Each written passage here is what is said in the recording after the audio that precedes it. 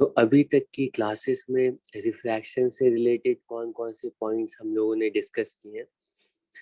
सबसे पहला पॉइंट था, ठीक है, रिफ्रैक्शन से रिलेटेड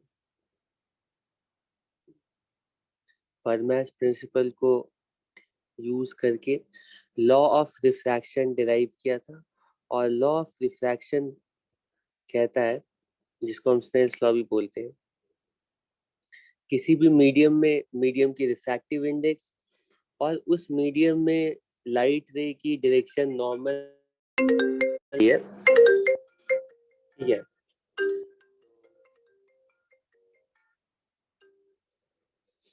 जो भी एंगल नॉर्मल से बना रही है उसका साइन, ठीक है, इनका प्रोडक्ट सेम रहेगा, ठीक है।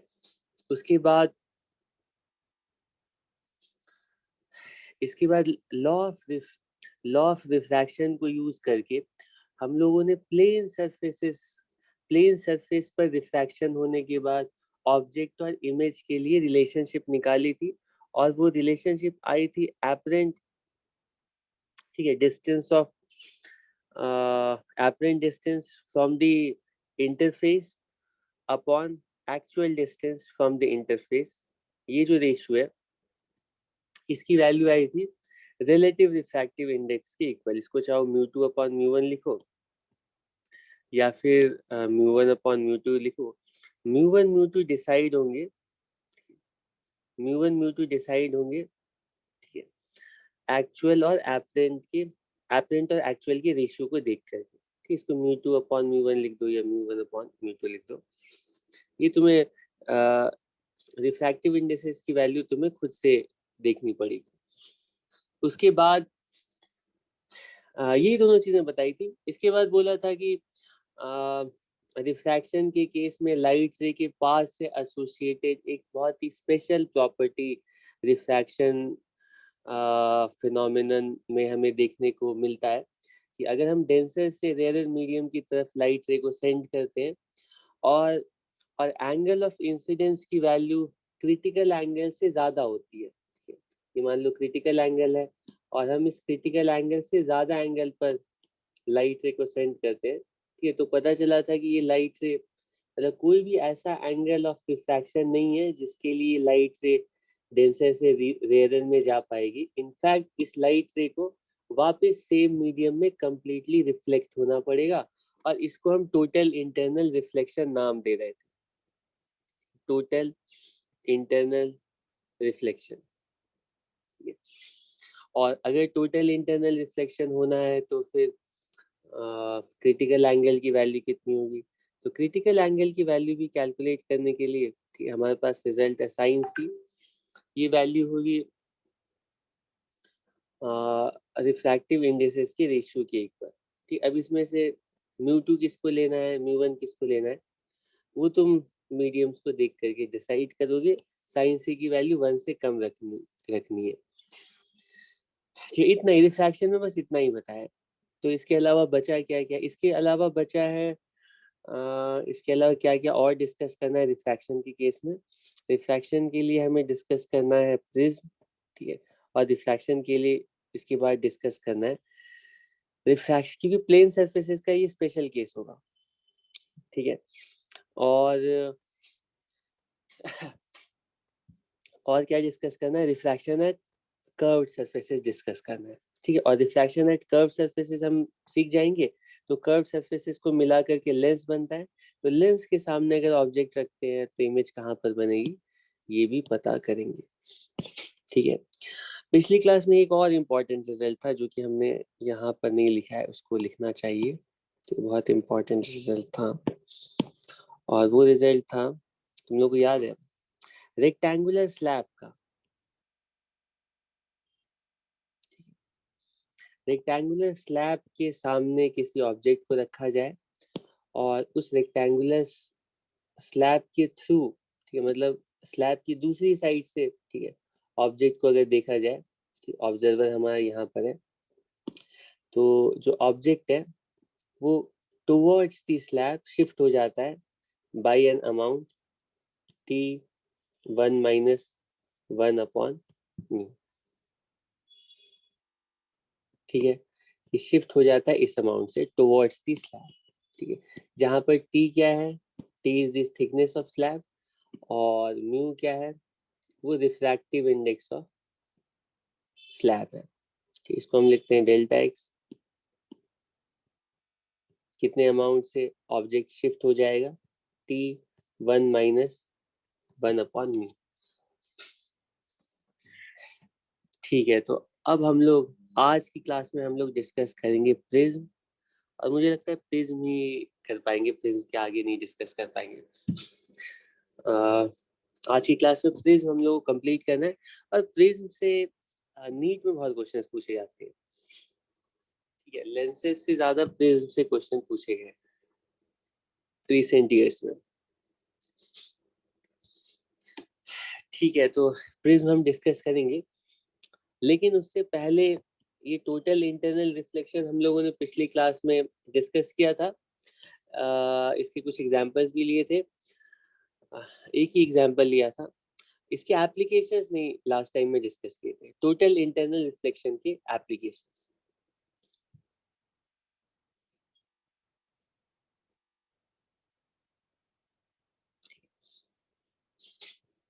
बहुत सारे एप्लीकेशंस है, जो मेजर एप्लीकेशंस है वो यहाँ पे डिस्कस कर लेते हैं। सबसे पहला एप्लीकेशन है कि तुम लोगों को पता होगा, बचपन से पढ़ा है, ब्रिलियंस ऑफ डायमंड।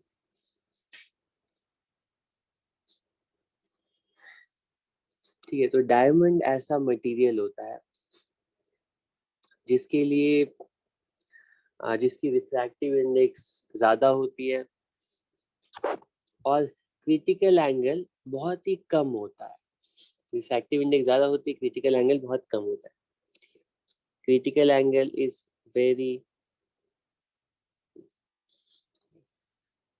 और क्रिटिकल एंगल कम होने की वजह से, ठीक है, और डायमंड की भी हम कटिंग इस तरह से करते हैं, ठीक है, डायमंड इस तरह से इसके एजेस को, ठीक है, हम लोग कट करते हैं। ठीक है, इस तरह से कटिंग करते हैं। ठीक है, ठीक है, कि इसमें, ठीक है, बहुत सारे फेसेस बन जाते हैं, और कोई भी लाइट से एक बार डायमंड के अंदर एंटर हो गई, ठीक है, एक बार उसको किसी तरह से एंटर कर, तो वो मल्टीपल, ठीक है, रिफ्लेक्शंस अंदर ही करती रहेगी। क्योंकि अंदर एंटर होने के बाद सरफेसेस इस तरह से हम लोगों ने, ठीक है, सरफेसेस इस तरह से बनाए हैं डायमंड के, कि जितनी जो भी लाइट एंटर हो गई ना, वो अंदर से डायमंड के सरफेस पर क्रिटिकल एंगल से ज्यादा एंगल पर ही फॉल होती है। ठीक, किसी भी मान लो यहाँ पर मान लो, ठीक, इस जगह पर मान लो ये लाइट ऐसे करके फॉल हो रही है, तो ये जो एंगल है ना, क्रिटिकल एंगल इतना कम होता है, मान लो क्रिटिकल एंगल आया 20 डिग्री, ठीक है, तो ये 20 डिग्री पे कभी फॉल ही नहीं कर पाएगी वो, 20 या और कम, मान लो ऐसे मान लो 10 डिग्री क्रिटिकल एंगल की वैल्यू आई, तो सारे फेजेस पर ये जो लाइट है ना, 10 से ज्यादा, कहीं 20 पर, 30 पर, 40 पर, इसी तरह से इंसिडेंट होगी, तो वो टोटली इंटरनली रिफ्लेक्ट ही होगी, और बार बार रिफ्लेक्ट होकर के वो लाइट अंदर ट्रैप हो जाएगी, और ये बहुत ही ज्यादा ब्राइट, शाइनी, ग्लो करेगा, इल्यूमिनेट होगा। ठीक है, और ये टोटल इंटरनल रिफ्लेक्शन का एप्लीकेशन है। ठीक है, और और दूसरा एप्लीकेशन क्या है, ये दूसरा सबसे पॉपुलर एप्लीकेशन है मिराज इफेक्ट।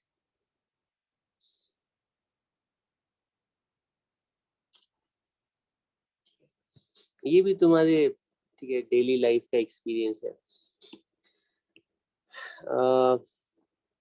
ठीक है, तो टोटल इंटरनल रिफ्लेक्शन में बता चुका हूँ कि अगर हम लाइट रे को डेंसर से रेयर सेंड करते हैं, ठीक है, और angle of incidence critical angle से ज्यादा है, क्रिटिकल एंगल से ज्यादा है, मान लो ये क्रिटिकल एंगल है, क्रिटिकल एंगल से ज्यादा एंगल से अगर हम सेंड करते हैं, तो क्या होगा, क्या होगा, वो टोटली इंटरनली रिफ्लेक्ट हो जाएगी। ठीक है, ये तो पता है तुम लोगों को। थोड़ा रिपीट करेंगे, डिस्कनेक्ट हो रहा। एक सेकेंड। अच्छा, तुम्हारा डिस्कनेक्ट हुआ था। यस सर, यस ठीक है, ये डायमंड वाला पॉइंट सुना था। सर। लास्ट का नहीं, डायमंड में बस इतना बता, बहुत इसमें कुछ सारे समझने के लिए एक्सटेंशन के नहीं है बाद।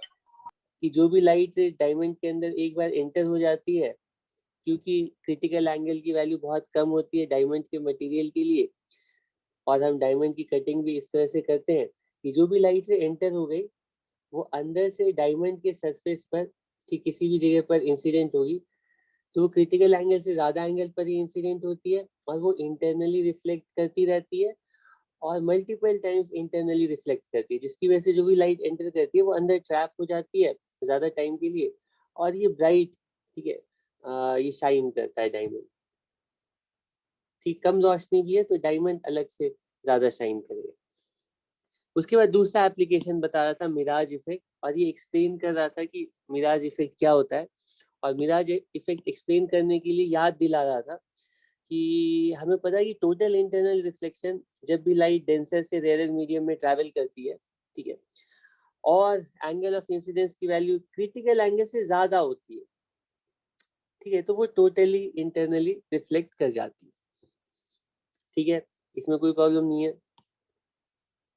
ठीक है, बाकी अगर अगर मान लो एंगल ऑफ इंसिडेंस की वैल्यू मैं यहाँ पर रेफरेंस के लिए ना, मान लो ये हमारा एंगल ऑफ इंसिडेंस, सॉरी ये एंगल क्रिटिकल एंगल है,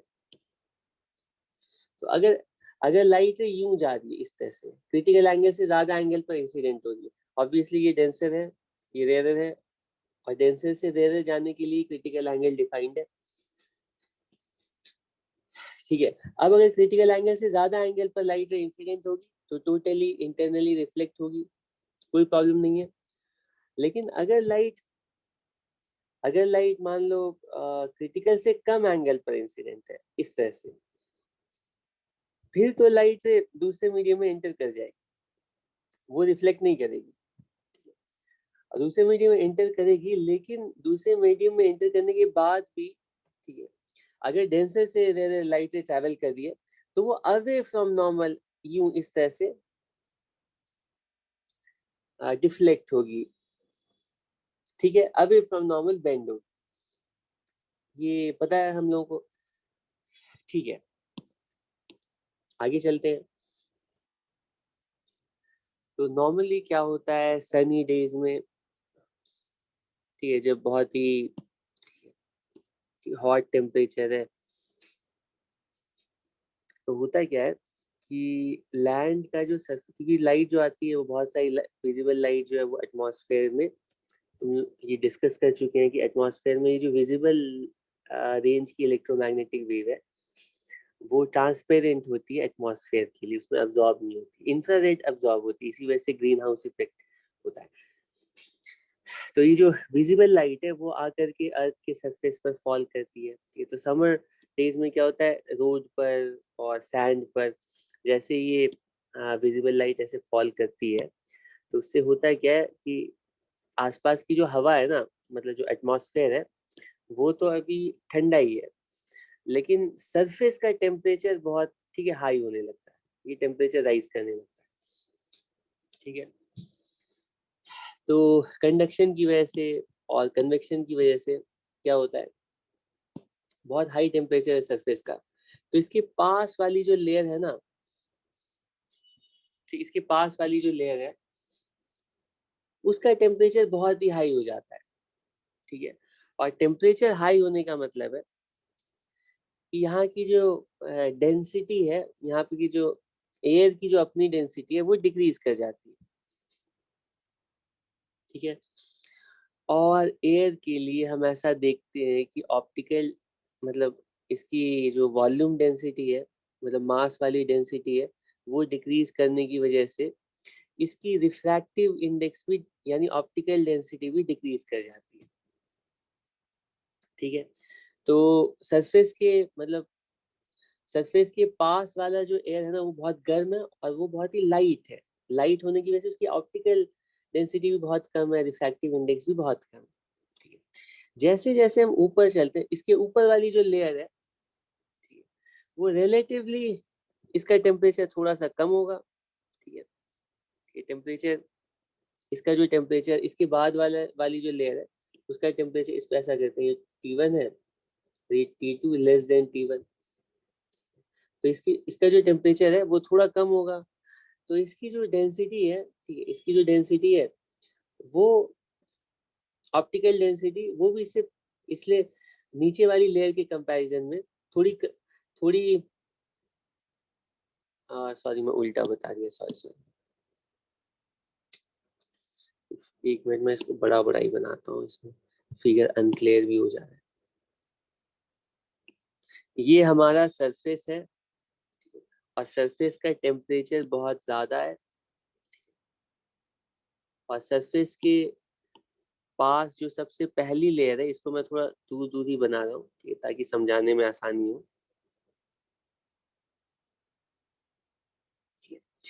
सरफेस के पास जो सबसे पहली लेयर है, इसका टेम्परेचर ये सबसे ज्यादा होगा, और टेम्परेचर सबसे ज्यादा होने का मतलब है ये वो बहुत गर्म हवा होगी, सबसे गर्म हवा होने का मतलब सबसे हल्की हवा, इसकी डेंसिटी भी सबसे कम होगी, ठीक है। टेम्परेचर ज्यादा है तो डेंसिटी कम होगी, एक्सपेंशन की वजह से, ये सब पहले से पड़े हुए।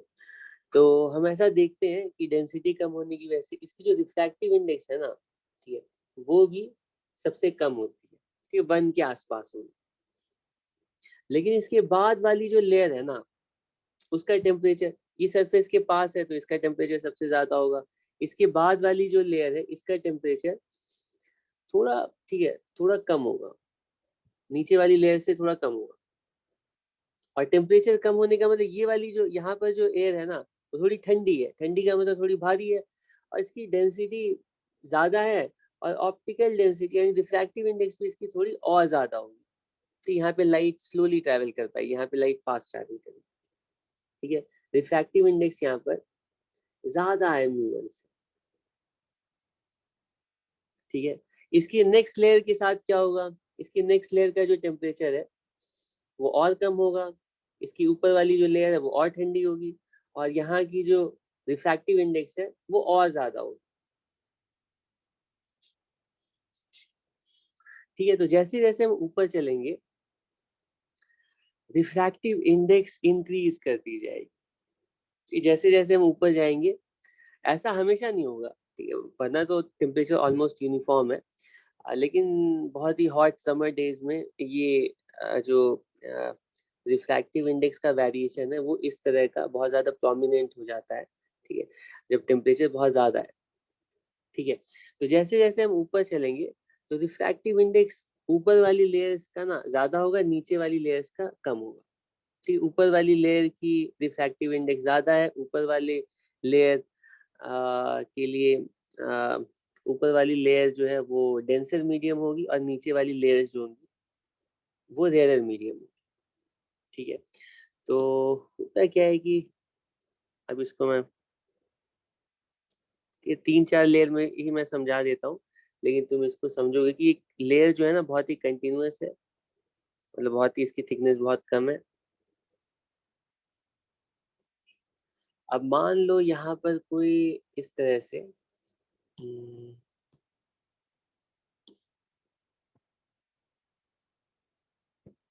यहाँ पे कोई ऑब्जेक्ट है,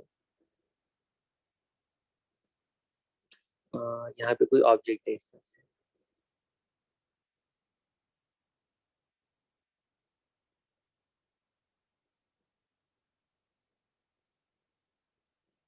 ठीक है,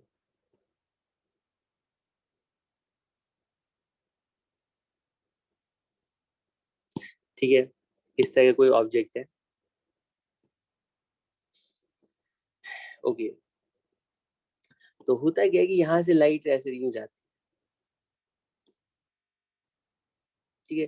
तो स्टार्टिंग में जो ये लाइट है ना, क्योंकि ऊपर वाली लेयर से जैसे नीचे लाइट रे जाएगी, तो लाइट रे डेंसर से रेयर जा रही है, और डेंसर से रेयर जाने का मतलब है लाइट रे अवे फ्रॉम नॉर्मल बेंड करेगी, क्योंकि अभी जो एंगल है वो बहुत कम है, और क्रिटिकल एंगल से एंगल ऑफ इंसिडेंस कम है, तो यहाँ पे टोटल इंटरनल रिफ्लेक्शन नहीं होगा, वो अंदर रिफ्रैक्ट करेगी लेकिन अवे फ्रॉम नॉर्मल बेंड करेगी।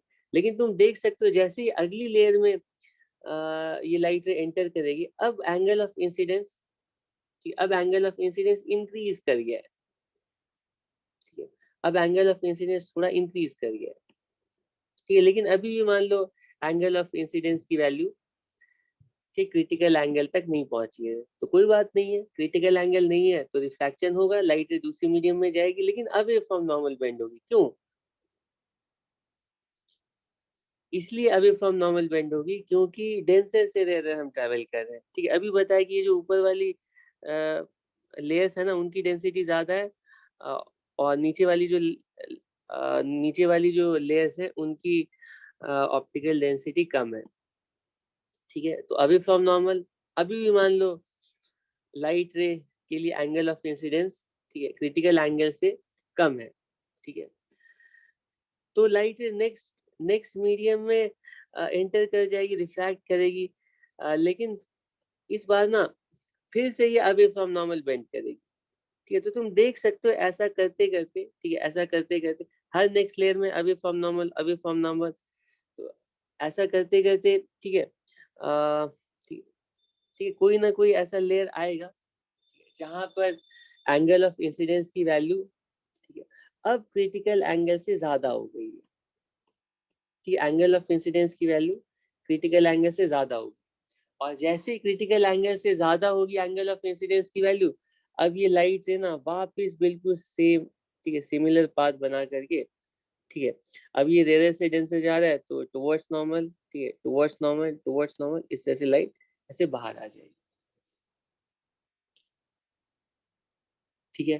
तो हर पॉइंट के साथ ये जो लाइट रेज है ना वो कुछ इस तरह से बेंड करके यहाँ पर आएंगी, और यहाँ पर अगर मान लो कोई ऑब्जर्वर है दूर खड़ा हुआ, ठीक है, या यहाँ ये एयर की लेयर्स को बनाया हुआ हो तो इसको ये कुछ ऑब्जेक्ट मत समझना, और ये जो लोएस्ट लेयर है ये, ठीक है, ये मान लो इसको हम ग्राउंड,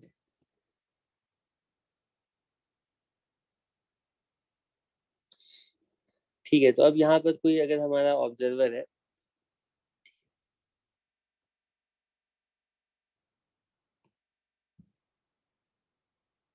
ठीक, अगर हमारा कोई ऑब्जर्वर है यहाँ पर, तो उसे क्या लगेगा, उसे लगेगा कि लाइट रे, ठीक है, इस डायरेक्शन में आ रही है, तो ये जो ऑब्जर्वर है वो इस ऑब्जेक्ट की इमेज वो यहाँ पर नहीं देखेगा, वो इसको एक्सट्रापोलेट करेगा यहाँ पर, और उसे ऐसा लगेगा कि जो ट्री है ना वो कहाँ पर है, ये फ्लिप करने से तो नहीं बन पाएगा, इसको ऐसे ही बनाना पड़ेगा,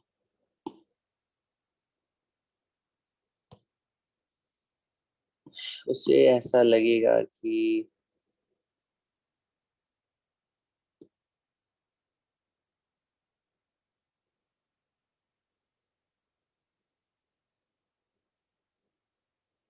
ठीक है, इस तरह से,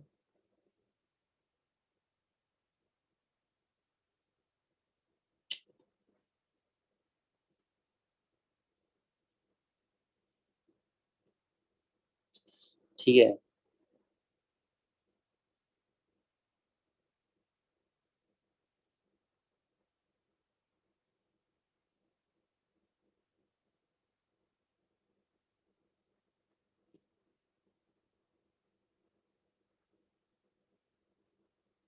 और ये इस तरह से,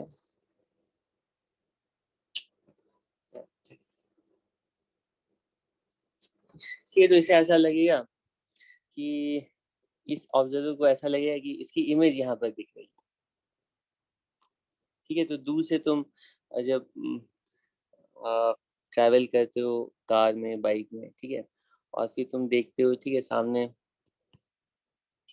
यहाँ पे तुम्हें लगता है ना बहुत दूर जो ऑब्जेक्ट्स हैं उसकी इमेज ग्राउंड में दिख रही होती है, तो तुम्हें ऐसा लगता है कि यहाँ पे पानी है, ठीक है, लेकिन जैसे ही पास चले जाते हो तो वहां पे दिखता है पानी नहीं है, वो पानी और दूर दिखता है। उसका रीजन ये होता है कि वहां से ना लाइट रे यूं ऐसे करके टोटली इंटरनली रिफ्लेक्ट करके ऑब्जर्वर तक आती है, तुम्हें लगता है कि उसकी इमेज बन गई, इमेज बनने का मतलब तुम्हें लगता है कि यहाँ पे कोई ट्रांसपेरेंट चीज है, यहाँ पे रिफ्लेक्शन हो रहा है, ठीक है, जिसके सरफेस से रिफ्लेक्शन हो रहा है, तो इसीलिए तुम्हें लगता है कि यहाँ पे ठीक है पानी पड़ा हुआ है, ठीक है, लेकिन ये जो रिफ्लेक्शन हो रहा है वो एक्चुअली एयर में टोटल इंटरनल रिफ्लेक्शन हो रहा होता है, ठीक है, इसमें कोई प्रॉब्लम नहीं है, इसमें और कुछ बताने की जरूरत नहीं है, मिराज इफेक्ट समझ में आ गया। और फाइनल एप्लीकेशन है, इसमें कुछ ज्यादा ही टाइम लगा दूंगा, फाइनल एप्लीकेशन ऑप्टिकल फाइबर, कि अब ये ऐसा एप्लीकेशन है कि जिससे कि न्यूमेरिकल्स पूछे जाते हैं, ठीक है, तो ऑप्टिकल फाइबर, तुम लोगों ने ऑप्टिकल फाइबर देखा है कभी खुद से?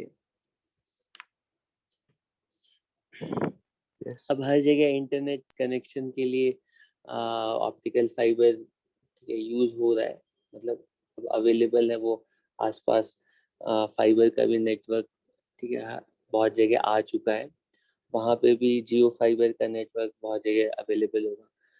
तो अगर तुम लोग देखोगे उस केबल को, तो केबल के बाहर तो ऐसे इंसुलेटिंग टेप लगा होता है, उसमें बहुत ही थिन, बिल्कुल हेयर की थिकनेस का फाइबर होता है, बहुत ही बारीक फाइबर होता है, ठीक है, और उस इतने छोटे से, मतलब इतने थिन, इतने कम थिकनेस के केबल को यूज करके हम बिल्कुल लॉन्ग डिस्टेंस ट्रांसमिशन कर पाते हैं। तो उसका रीजन क्या है कि ऑप्टिकल फाइबर में हम सिग्नल्स को, ठीक है, करंट वोल्टेज की तरह नहीं, ऑप्टिकल सिग्नल के फॉर्म में भेजते हैं, ठीक, इसका फायदा ये होता है, कि ऑप्टिकल सिग्नल को हम अपने फाइबर में टोटल इंटरनल रिफ्लेक्शन के थ्रू भेजते हैं, और टोटल इंटरनल रिफ्लेक्शन के थ्रू भेजने की वजह से जो लॉसेस हैं वो बिल्कुल मिनिमाइज हो जाते हैं, बहुत कम लॉसेस होते हैं, और लॉन्ग डिस्टेंस तक हम सिग्नल्स को, ठीक है, बिना, मतलब बहुत मिनिमम लॉस पे सेंड कर पाते हैं, ठीक है। और इसके एक्स्ट्रा एडवांटेजेस भी होते हैं कि ये नॉइज वगैरह इसको अफेक्ट नहीं कर पाते हैं ज़्यादा, बाकी कम्युनिकेशन, ठीक है, चैनल्स के कंपैरिजन में।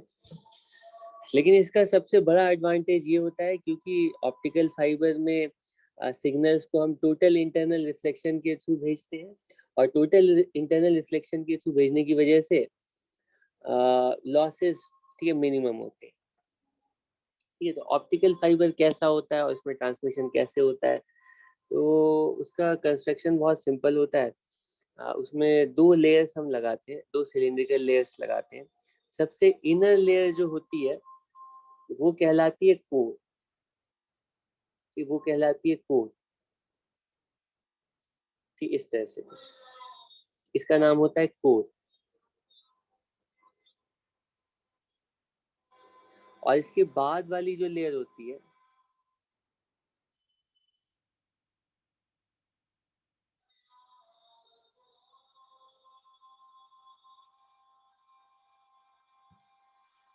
कि ये लेयर होती है क्लाइडिंग, इसका नाम होता है।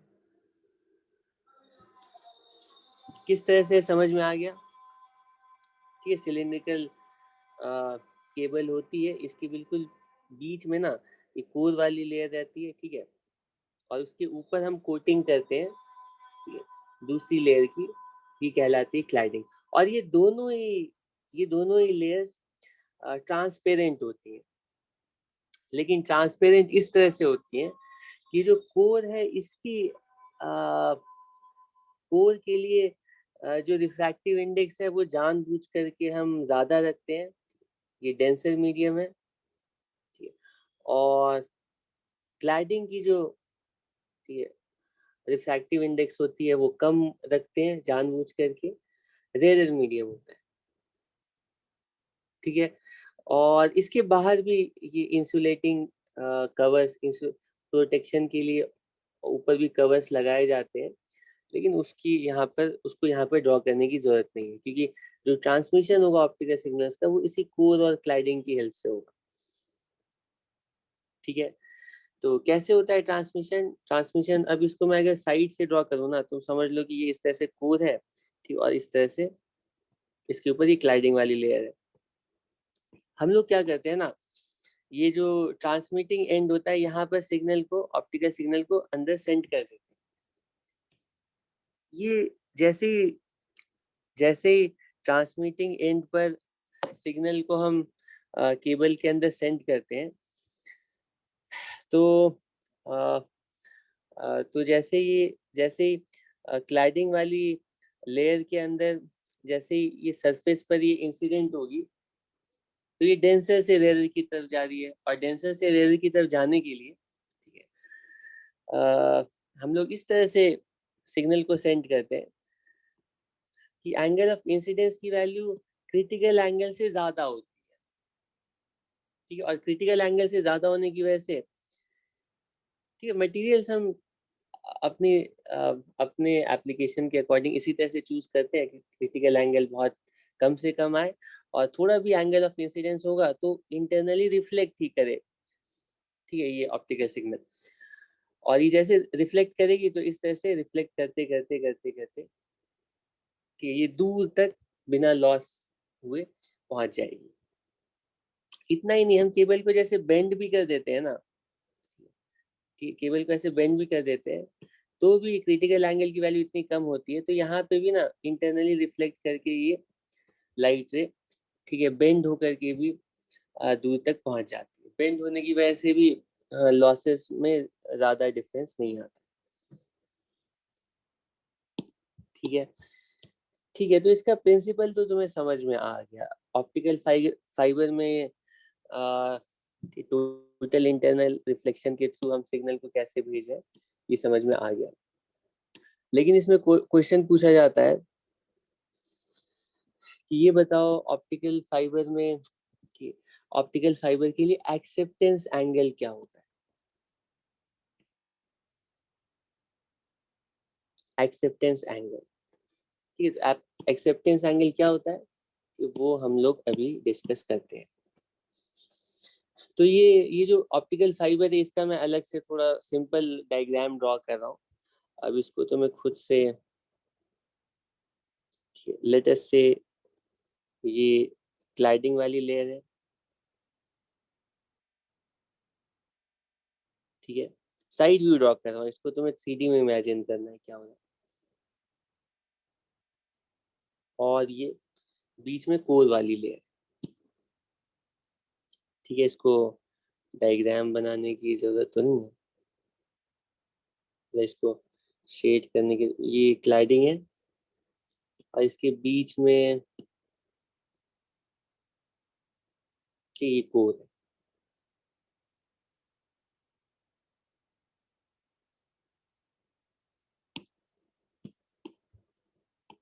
ठीक है। अब इसके बाद हम क्या करते हैं, क्वेश्चन में पूछा गया है, देखो अगर हम लाइट रे को बिल्कुल नॉर्मली इंसिडेंट कराएंगे, तब तो ये लाइट रे सीधा दूसरे एंड पर पहुंच जाएगी। अभी सिंप्लिसिटी के लिए मान लो ये फाइबर केबल जो है ना वो बिल्कुल सीधी है, ठीक है। एंगल ऑफ इंसिडेंस बढ़ाते हैं, ठीक, एंगल ऑफ इंसिडेंस बढ़ाएंगे, अब ये लाइट से ना किसी एंगल पर जाकर के एंटर होगी, और ये सीधी नहीं जाएगी, कहीं ना कहीं जाकर के क्लाइडिंग के इंटरफेस पर इंसिडेंट होगी, ठीक है। अगर बहुत कम एंगल पर हम, ठीक, अगर हम बहुत कम एंगल पर, ये ऑब्वियस है कि अगर हम बहुत कम एंगल पर, ठीक है, लाइट को इंसिडेंट कराते हैं, जीरो पर अगर है, सॉरी, अगर 0 डिग्री पर इंसिडेंट कराते हैं, तब तो हम ऐसा बोल सकते हैं कि ये लाइट रे क्लाइडिंग के इंटरफेस पर भी ऑलमोस्ट 90 डिग्री पर इंसिडेंट हो रही, ठीक है। 90 डिग्री पर क्यों हो रही है तुम पूछोगे, तो मैं कह रहा हूँ कि अगर बहुत स्मॉल एंगल बना रहे हैं ना, बहुत स्मॉल, तो ये ऑलमोस्ट, ठीक है, 0 डिग्री पे ये रिफ्रैक्ट भी होगी, लेकिन कहीं ना कहीं बहुत दूर जा करके ना ये इंसिडेंट, ये एंगल ऑलमोस्ट 90 के इक्वल होगा, ठीक है। तो एंगल ऑफ इंसिडेंस की वैल्यू बहुत ज्यादा होगी, कोल क्लाइडिंग इंटरफेस पर एंगल ऑफ इंसिडेंस की वैल्यू बहुत ज्यादा होगी, ठीक है। अगर अगर एंगल ऑफ इंसिडेंस, ठीक है, एंट्री पर जो एंगल ऑफ इंसिडेंस है यहाँ पर, ये अगर बहुत कम होगा तो, ठीक है। अब मेरा कहना है कि जैसे जैसे ये एंगल ऑफ इंसिडेंस हम बढ़ाएंगे, ठीक है, तो तुम्हें दिखना चाहिए कि कोर क्लाइडिंग इंटरफेस पर एंगल ऑफ इंसिडेंस की जो वैल्यू है वो अब कम होते जाएगी। यहाँ पर एंगल 90 है और जैसे जैसे हम एंगल ऑफ इंसिडेंस यहाँ पे ऐसे बढ़ा रहे हैं, अब तुम देख सकते हो कि एंगल ऑफ इंसिडेंस की वैल्यू कोर क्लाइडिंग पर ये और कम हो जाएगी। ठीक, ये पॉइंट समझ में आ रहा है? जैसे जैसे एंगल ऑफ इंसिडेंस की वैल्यू हम इंक्रीज करेंगे, ठीक है, तो कोर क्लाइडिंग इंटरफेस पर एंगल ऑफ इंसिडेंस की वैल्यू वो धीरे धीरे डिक्रीज करेगी। ठीक है, एंगल ऑफ इंसिडेंस की वैल्यू कोर क्लाइडिंग इंटरफेस पर डिक्रीज करेगी। ठीक है, ये अंडरस्टूड है, इसमें कोई प्रॉब्लम नहीं है, ये कल भी डिस्कस किया था। तो अगर हम कम एंगल रखते हैं तब तो आसानी से टोटल इंटरनल रिफ्लेक्शन होते हुए लाइट से दूसरे एंड तक पहुंच जाएगी। अगर अगर एंगल ऑफ इंसिडेंस बहुत कम है तब तो टोटल इंटरनल रिफ्लेक्शन हो गई। एंगल ऑफ रिफ्लेक्शन अगर कम है तो टोटल इंटरनल रिफ्लेक्शन होगा। लेकिन एंगल ऑफ इंसिडेंस अगर बढ़ाते जा रहे हैं तो एक टाइम आएगा कि कोर क्लाइडिंग इंटरफेस पर ये जो एंगल ऑफ इंसिडेंस है इसकी वैल्यू क्रिटिकल एंगल से कम हो जाएगी। अब ये जो लाइट रे है ना, ये टोटल इंटरनल रिफ्लेक्शन नहीं हुआ, ये दूसरे कोर से क्लाइडिंग में एंटर कर जाएगी। अवे फ्रॉम नॉर्मल तो जाएगी लेकिन दूसरे मीडियम में चली जाएगी, क्लाइडिंग में चली जाएगी और सिग्नल लूज हो जाएगा। ठीक है, तो क्वेश्चन में कहा जाता है कि मिनिमम एंगल ऑफ इंसिडेंस, ठीक है, कितना, सॉरी यहाँ पे हमें बोलना पड़ेगा मैक्सिमम एंगल ऑफ इंसिडेंस कितना रखना पड़ेगा, कितना हम रख सकते हैं जिसके लिए हमारा optical signal safely optical fibre के थ्रू एक एंड से दूसरे एंड टोटल इंटरनल रिफ्लेक्शन करता हुआ ट्रांसमिट हो जाए। ठीक है, मैक्सिमम एंगल हम कितना रख सकते हैं, मैक्सिमम एंगल यहाँ पर मैक्सिमम एंगल ऑफ इंसिडेंस कितना रख सकते हैं जिससे कि लाइट से टोटल इंटरनल रिफ्लेक्शन करके एक एंड से दूसरे एंड पहुंच जाए। ठीक है, तो मैक्सिमम, ठीक है, एंगल ऑफ इंसिडेंस कब आएगा?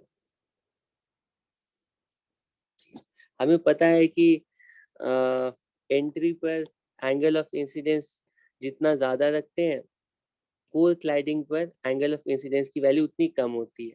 ठीक है, तो हम बोलेंगे कि एंगल ऑफ इंसिडेंस की वैल्यू बढ़ाते बढ़ाते, ठीक है, ठीक है,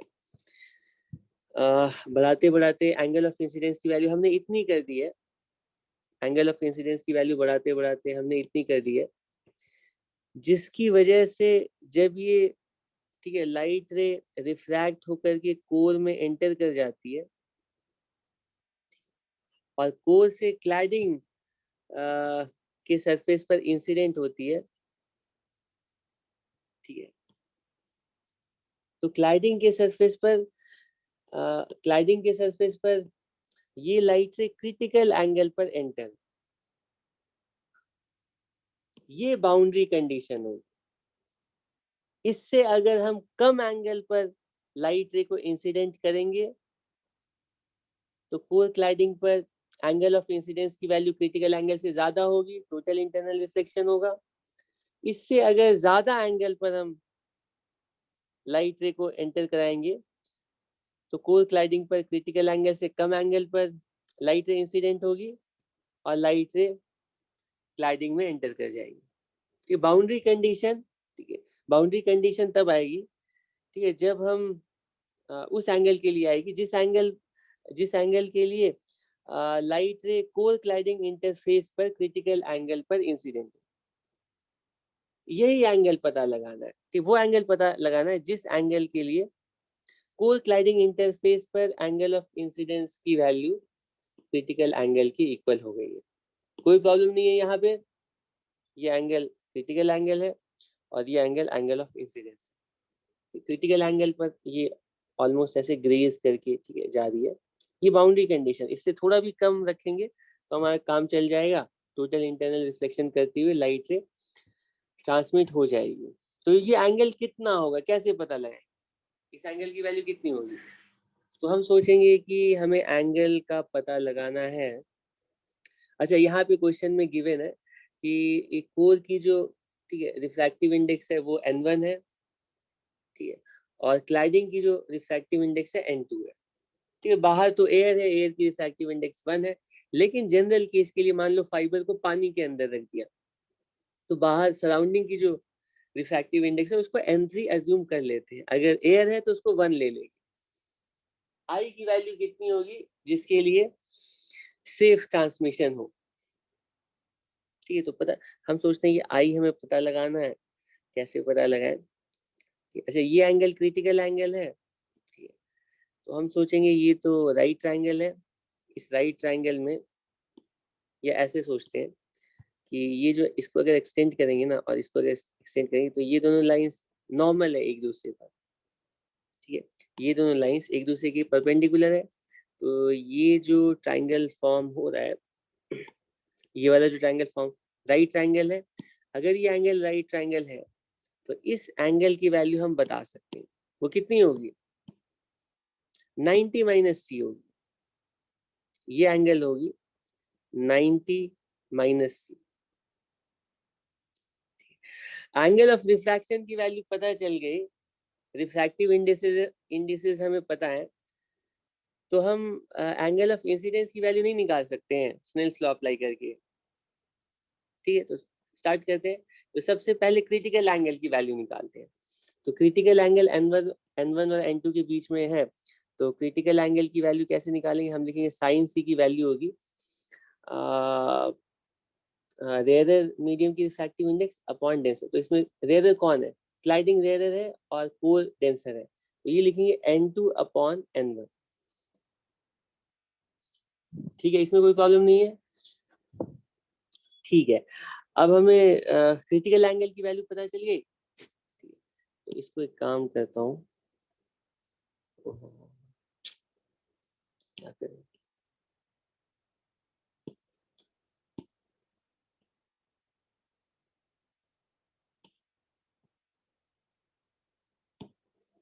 इसको मैं R लिख रहा हूँ, ठीक है, ये है R।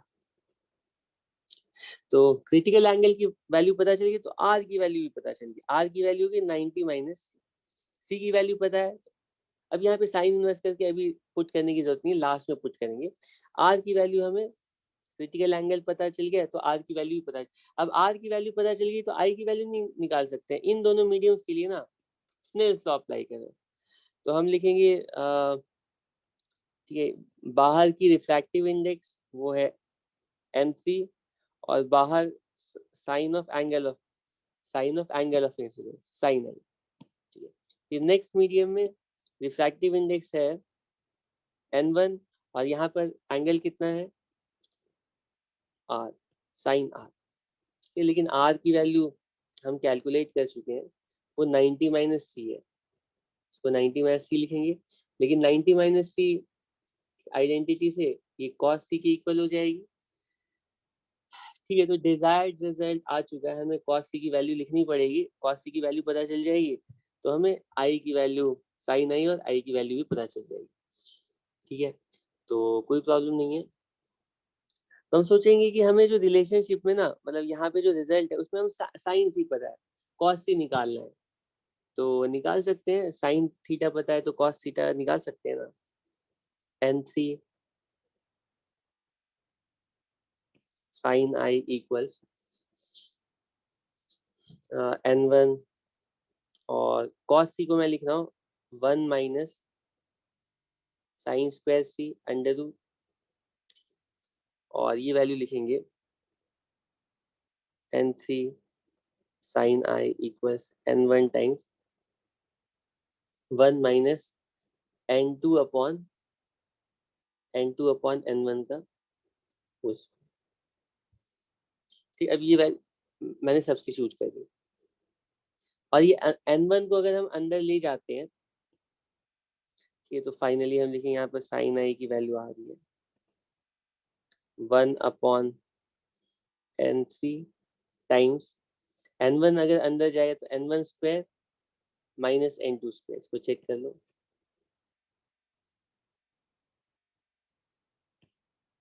और यही एक्सेप्टेंस एंगल कहलाएगा। n3 की वैल्यू यूजुअली 1 होगी, तो रिजल्ट बहुत सिंपल है, n1 square minus n2 square. n1 core की रिफ्रैक्टिव इंडेक्स है, ठीक है, और n2 क्लैडिंग की रिफ्रैक्टिव इंडेक्स है, ठीक है। इन दोनों की रिफ्रैक्टिव इंडेक्सेस पता है, तो एक्सेप्टेंस एंगल कितना होगा हम निकाल सकते हैं, ठीक है। और ये जो एक्सेप्टेंस एंगल है, ये तुम्हें समझ में आना चाहिए कि ये एक्चुअली सीडी में अगर इसको इमेजिन करोगे,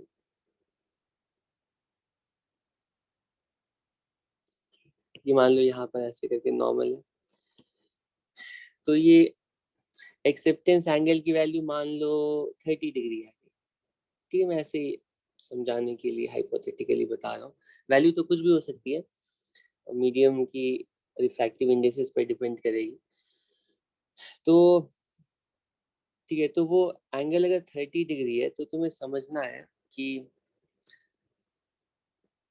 मतलब ये जो हमारा ये कोर है, तो अधिक लाइटिंग, अब जो एंगल ऑफ इंसिडेंस 30 डिग्री का मतलब ये 30 डिग्री, इसी के अंदर इसी रेंज में हमें रखनी है लाइट को, इसके बीच में लाइट रहेगी, और तो इसी तभी लाइट तभी हमारा सिग्नल ट्रांसमिट हो पाएगा फाइबर के थ्रू। और वो ये जो लाइट रेज है ना, एक्सेप्टेंस एंगल के अंदर वाली जो लाइट रेज है, वो मिलकर के इस तरह से कोन फॉर्म करेंगे, तो इस तरह से कोन फॉर्म करेंगे, इसको तुम इमेजिन करोगे, तो इस तरह से ये सारी लाइट रेज अगर ड्रॉ करें,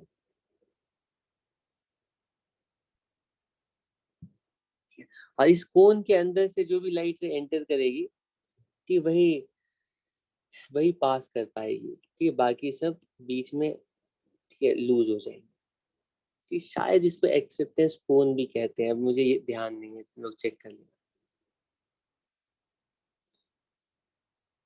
ठीक है। बस यही है ऑप्टिकल फाइबर की स्टोरी, इसमें से ज्यादा तुम्हें ये एंगल ऑफ एक्सेप्टेंस एंगल तुम्हें पूछा जा सकता है, या लैंग्वेज में पूछा जा सकता है कि मैक्सिमम एंगल कितना रखना पड़ेगा सेफ ट्रांसमिशन के लिए, ठीक है, ओके। और एक बहुत ही पॉपुलर क्वेश्चन इसमें पूछा जाता है, टोटल इंटरनल रिफ्लेक्शन से एसोसिएटेड, ठीक है, इसको मैं शॉर्ट में लिख दे रहा हूँ, find the area of the Planck,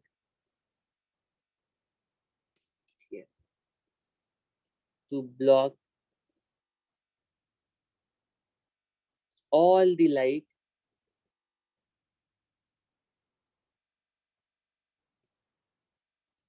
coming from the source. Find the area of the plank to block all the light coming from the source. ये आधा क्वेश्चन है, इसको मैं एक्सप्लेन कर रहा हूँ। ये प्लैंक कौन सा है, लाइट सोर्स कौन सी है, तो वो मैं एक्सप्लेन कर रहा हूँ, ठीक है। हमारे पास कोई इस तरह से ना, मान लो लिक्विड है, या स्विमिंग पूल के अंदर है मान लो हम, ठीक है, और स्विमिंग पूल के अंदर, ठीक है, स्विमिंग पूल के अंदर एक इस तरह से कोई लाइट का सोर्स लगा दिया गया, लगा सकते हैं, ठीक है, लाइट का सोर्स लगा दिया गया,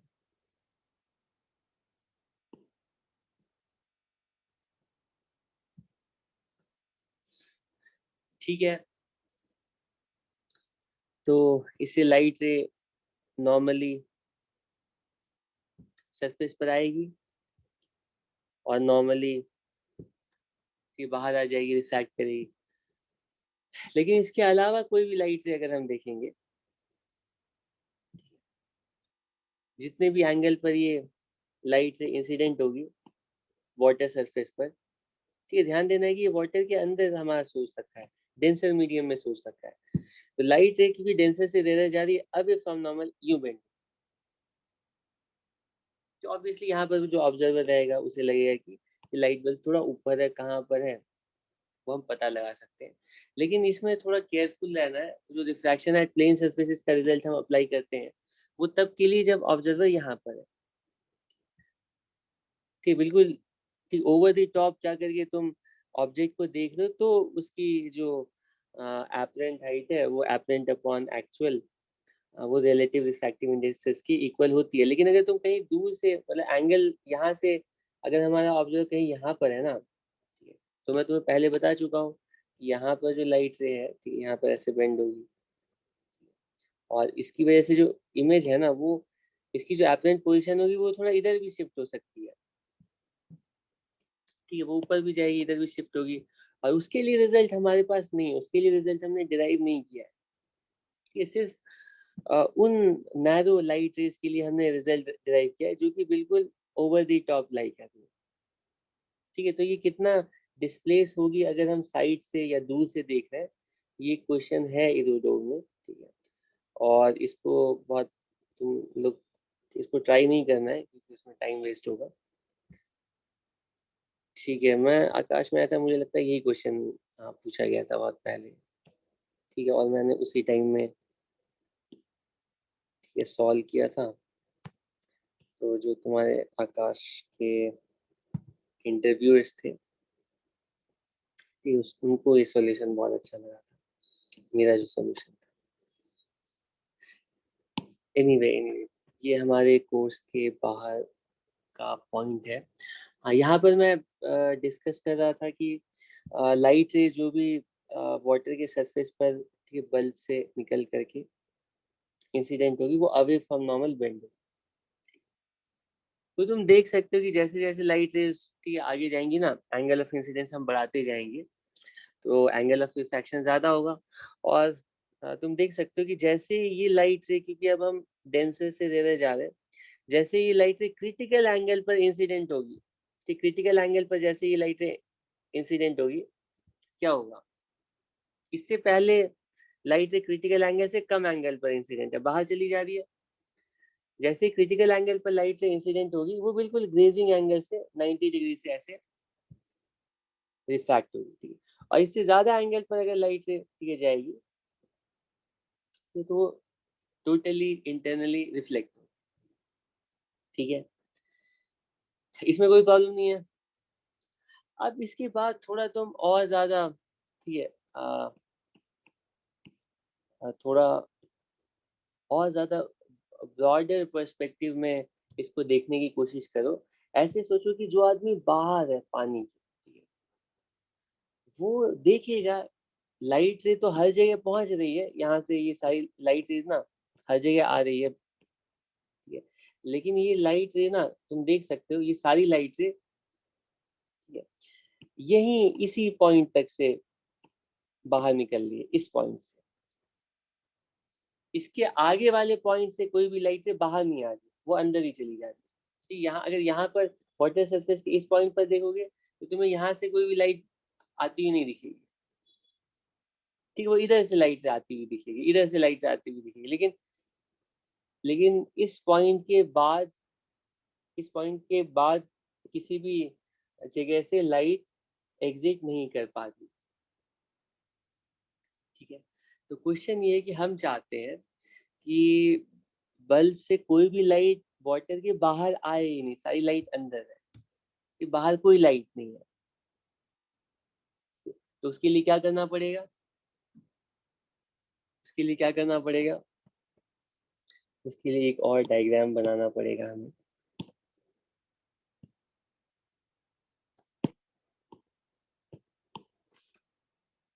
ये हमारा सोर्स है, ठीक है, और सोर्स से लाइट से एक सीधी वाली लाइट से भी ड्रॉ कर देता हूँ, और एक लाइट ड्रॉ कर देते हैं क्रिटिकल एंगल।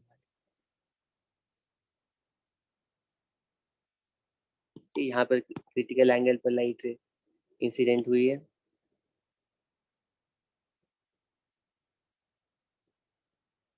ठीक है, क्रिटिकल एंगल पर लाइट इंसिडेंट हुई है यहाँ पर। अगर हम चाहते हैं कि सारी लाइट्स को ब्लॉक, अब बाकी लाइट रेज में ड्रॉ नहीं कर रहा हूँ, इससे पहले कह चुका हूँ, सारी लाइट रेज को अगर हम ब्लॉक करना चाहते हैं तो हमें यहाँ पे एक ऐसा ब्लैंक लगाना पड़ेगा कि यहाँ से क्योंकि ऐसा दूसरी साइड भी हो रहा होगा कि यहाँ पर हमें एक प्लैंक रख देना पड़ेगा।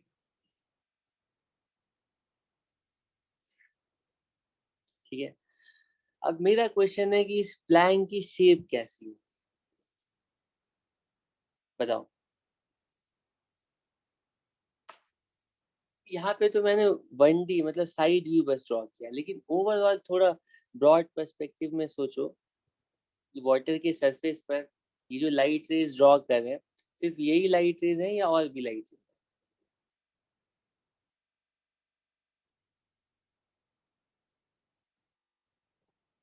बताओ।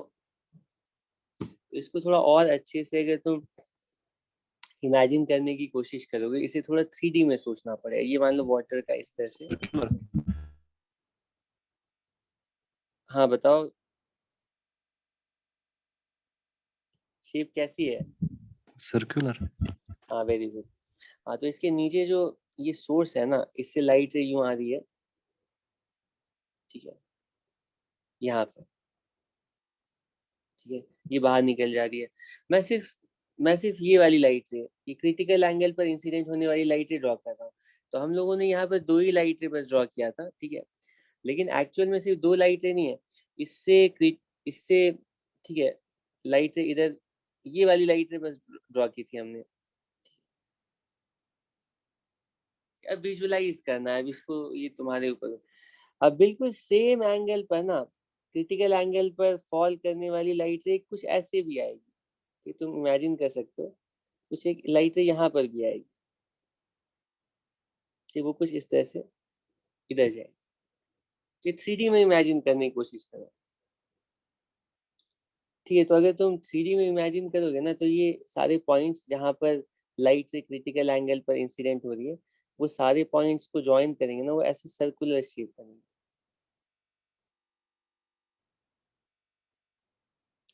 ठीक है, इसको इधर की तरफ, इधर की तरफ, इधर की तरफ,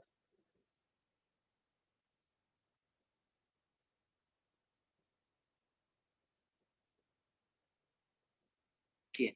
और इसके इसके अंदर कोई लाइट रे होगी तो वो ऐसे बाहर निकल जाएगी, और इसके बाहर अगर कोई लाइट रे जाएगी तो ऐसे टोटल इंटरनल रिफ्लेक्शन करेगी। ठीक, पॉइंट ये है कि ये सारी लाइट रेज जो है ना, इस तरह से,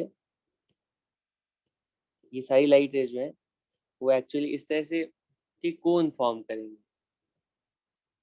और ये सर्कुलर सरफेस होगा, और इस सर्कुलर सरफेस से ही सारी लाइट रे वाटर के अंदर से बाहर आ रही है।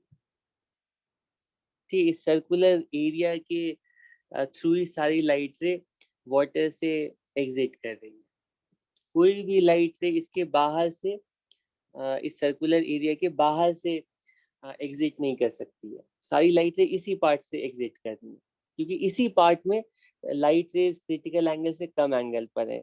इसके बाद वाली जो भी लाइट रेज हैं वो क्रिटिकल एंगल से ज्यादा एंगल पर वाटर के सरफेस पर इंसिडेंट हो रही है, तो वो टोटली इंटरनली रिफ्लेक्ट करके वापस चली जा रही है। सिर्फ इसी सर्कुलर एरिया के अंदर जो लाइट रेज फॉल कर रही थी वही बाहर निकल पाएंगी। अगर ब्लॉक करना है तो हम बोलेंगे अगर यहाँ पर एक सर्कुलर शेप का प्लैंक ला करके रख देंगे तो वो सारी लाइट रेज को ब्लॉक कर देगा, और बाहर हमें बिल्कुल डार्क दिखेगा। अंदर तो लाइट का सोर्स लगा है, लेकिन बाहर वाला ऑब्जर्वर बाहर बिल्कुल डार्कनेस देखेगा, अगर बाहर ऑब्वियसली और कोई एक्सटर्नल लाइट का सोर्स नहीं है तो क्वेश्चन है कि इस प्लैंक का एरिया कितना होगा। तो प्लैंक का एरिया हम निकाल सकते हैं, अगर ये वाली लेंथ निकाल, ये वाली जो लेंथ है ना, ये लेंथ इस सर्कुलर एरिया के लिए रेडियस होगी, ठीक, और वो जो रेडियस वाली लेंथ है ना, वो और कोई नहीं, ये वाली लेंथ है। ये लेंथ हम कैलकुलेट कर लेंगे तो हमें रेडियस पता चल जाएगा, पाई आर स्क्वायर से हमें एरिया भी पता चल जाएगा। रेडियस की वैल्यू कितनी होगी तो हम सोचेंगे क्रिटिकल एंगल हमें पता है, ठीक है, और क्वेश्चन में हमें ये बताया जाएगा कि हमने सोर्स को, ठीक है, सरफेस से कितना नीचे रखा है। ये वाली डिस्टेंस क्वेश्चन में गिवन है, ये वाली डिस्टेंस h ये क्वेश्चन में गिवन है। h की वैल्यू पता है और हमें r की वैल्यू कैलकुलेट करनी है। तो हम सोचें ये एंगल अगर क्रिटिकल एंगल है तो ये एंगल भी क्रिटिकल एंगल है, करेस्पॉन्डिंग एंगल्स। और इस राइट ट्रायंगल में हम देख सकते हैं R परपेंडिकुलर है और H बेस है, इसको हटा दूं, ठीक है। तो हम क्या लिखेंगे, पहले तो क्रिटिकल ये एंगल निकाल लेते हैं। एंगल की वैल्यू कितनी होगी, एंगल की वैल्यू होगी, ये रिफ्रैक्टिव इंडेक्स म्यू है, ये 1 है, ठीक है। मीडियम की रिफ्रैक्टिव इंडेक्सेस जितने भी होगी उसके अकॉर्डिंग तुम्हें सॉल्व करना है। हाँ, तो साइन सी की वैल्यू लिखेंगे 1/μ, सी की वैल्यू हमें पता चल गई। अब हमें एच की वैल्यू कैलकुलेट करनी है, तो इस राइट ट्रायंगल में लिखेंगे, ठीक है। राइट ट्रायंगल का कुछ नाम रख दें क्या, ठीक है, रखने की जरूरत तो नहीं है वैसे। हम लिखेंगे in right triangle S A B, r upon h equals tan C, तो एच की वैल्यू जो होगी वो पता चल जाएगी आर अपॉन tan सी के इक्वल, और tan सी की वैल्यू हमें यहाँ से निकालनी पड़ेगी, ठीक है। तो हमें म्यू की वैल्यू गिवन होगी, वो निकाल करके पुट कर देंगे। अगर डायरेक्टली निकालना है तो तुम्हें बता चुका हूँ कि कोई भी ट्रिग्नोमेट्रिक रेशियो दिया जाए, मान लो तुम्हें सेक थीटा इक्वल्स c/2 दिया गया, अब बोला गया है कोई भी दूसरा रेशियो, मान लो tan थीटा निकालना है। आइडेंटिटी तो यूज कर ही सकते हो, लेकिन उससे आसान तरीका तुम्हें बताता हूँ कि सेक थीटा का मतलब, ये शायद तुम लोग क्लास में बताया होगा, सेक थीटा का मतलब होता है क्या होता है, हाइपोटेनस अपॉन बेस, ये cos थीटा का ऑपोजिट होता है। तो तुम राइट ट्रायंगल यहाँ पर ड्रॉ करो, ठीक है। इसमें तुम बेस की वैल्यू 2 है, हाइपोटेनस की वैल्यू 3 है, तो तीसरी साइड कितनी होगी, √9 - 4 √5, तीनों साइड्स पता चल गई, ये थीटा है, तो इसके लिए cos theta sec theta given था। अब सारे रेशियोज लिख सकते हो, tan थीटा पूछा गया तो √5/2, sin थीटा पूछा गया तो √5/√3, cos थीटा पूछा गया 2/3, ठीक है, सारे रेशियोज बता सकते हैं, ठीक है। तो यहाँ पे भी हमें sin c की वैल्यू गिवन है, तो हम लोग बाकी रेशियोज की वैल्यू कैलकुलेट करने के लिए ये सिंपल टेक्निक यूज कर सकते हैं। परपेंडिकुलर 1 ले लेते हैं और हाइपोटेनस म्यू, तो बेस की वैल्यू पाइथागोरस थ्योरम से μ² - 1, ठीक है, ये सी है। तो अब क्या कैलकुलेट, tan सी कैलकुलेट करना है, तो tan सी की वैल्यू होगी 1/√μ² - 1, तो ये वैल्यू आ रही है r μ² - 1, ये हमारा ये तो मैंने उल्टा लिख दिया, सॉरी, ये h की वैल्यू आ रही है, h की वैल्यू तो पता ही है, सॉरी, r की वैल्यू हमें निकालनी थी, हाँ वो वैल्यू आ रही है h tan c, और h की वैल्यू गिवन है, और tan c की वैल्यू हमने कैलकुलेट करी परपेंडिकुलर अपॉन बेस 1/μ² - 1 √, तो ये वैल्यू आ रही है h अपॉन μ² - 1, ठीक है। इसमें कोई प्रॉब्लम नहीं है, इसमें कोई प्रॉब्लम नहीं है कि, लेकिन ये जो वैल्यू आई है ना, ये रेडियस की वैल्यू आई है। अगर एरिया पूछा जाएगा तो एरिया की वैल्यू तुम्हें πr² करना पड़ेगा, और ये वैल्यू की πr² की वैल्यू h² अपॉन μ² - 1, तो ये फॉर्मूला रटना नहीं है, मैं एक एग्जांपल लेके बता देता हूँ। मान लो तुम्हें कोई क्वेश्चन ऐसा पूछा ही जाता है कि क्वेश्चन में बता दिया गया है कि, क्वेश्चन में पूछा जाता है कि म्यू की वैल्यू 5/3 है, ठीक है, और क्वेश्चन में पूछा गया है कि हमारा जो सोर्स है वो रखा गया है 8 मीटर पर, तो एरिया की वैल्यू पूछी जा रही है, फिर एरिया की वैल्यू पूछी है, कैसे सॉल्व करेंगे, मैं बता देता हूँ ये वैल्यूज क्या क्या दी गई है। ये हमारा जो सोर्स है ना, वो सरफेस से 8 मीटर पर है, ठीक है। मैं सजेस्ट करूंगा कि तुम पहले डायग्राम बना, ये वाली जो डिस्टेंस है ये 8 मीटर है, ठीक है। यहाँ से यहाँ तक 8 मीटर। और क्रिटिकल एंगल, ठीक है, पर जो लाइट फॉल कर रही है, ये एंगल क्रिटिकल एंगल है, ये एंगल क्रिटिकल एंगल है, हमें ये रेडियस कैलकुलेट करनी है, ठीक है। तो अब क्या प्रॉब्लम है, सबसे पहले क्रिटिकल एंगल की वैल्यू निकालते हैं, हम लिखेंगे साइन सी की वैल्यू, फॉर्मूला क्यों रट रहा है, ये ट्रायंगल बनाओ और इसको देख करके ट्रिग्नोमेट्रिक रेशियो अप्लाई करके आर की वैल्यू निकालो। पहले साइन सी की वैल्यू 1 अपॉन म्यू होगी, और 1 अपॉन म्यू का मतलब 3/5 होगी, ठीक है। साइन सी की वैल्यू पता चल गई, तो हमें क्या कैलकुलेट करना, आर क्या है, तो हम लिखेंगे R/8 की वैल्यू है ये tan सी के इक्वल, और tan सी की वैल्यू कितनी लिखेंगे, साइन थीटा है 3/5, कॉस थीटा 4/5, ये 37 डिग्री के लिए एंगल है, tan 37 की वैल्यू 3/4 होगी, ठीक है। तो R की वैल्यू पता चल जाएगी 6 के इक्वल, ठीक है। तो एरिया की वैल्यू 36 पाई, ठीक है, इसमें भी कोई प्रॉब्लम नहीं है। ओके ओके ओके ओके, ठीक है, अब हम स्टार्ट कर सकते हैं।